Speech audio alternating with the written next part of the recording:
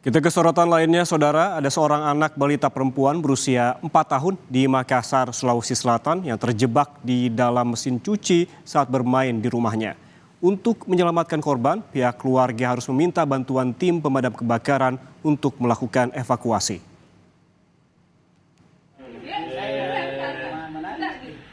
Tim rescue Damkar Kota Makassar mengevakuasi seorang balita perempuan berusia 4 tahun yang terjebak di dalam mesin cuci.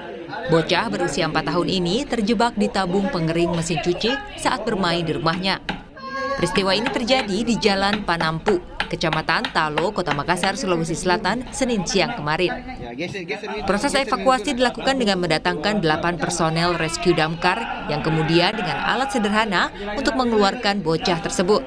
Petugas harus memotong tabung pengering dengan hati-hati, lantaran bocah ini terjepit di dalam tabung dengan kaki yang terlibat.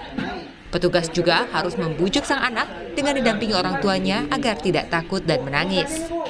Menurut pihak keluarga, mesin cuci itu memang dalam kondisi rusak dan tidak terpakai, sehingga anaknya memang kerap bermain dengan mesin cuci tersebut.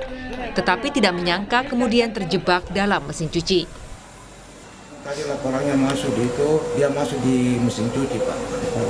Terus kita cek di sana, sampai di sana ternyata dia masuk di pengeringnya itu, yang lubang kecil itu. Jadi dia itu agak susah di yang tadi karena kakinya sudah terlipat di bawah, Pak. Cara penanganannya tadi itu kita secara pelan-pelan itu kita potong sedikit-sedikit itu karena dia berupa plastik, jadi gampang dipotong. Jadi butuh waktu sekitar 7 menit tadi baru selesai penanganan, Pak. Menurut tim damkar, anak balita tersebut berhasil dikeluarkan tanpa mengalami luka. Arif Tirtana, Kompas TV, Makassar, Sulawesi Selatan.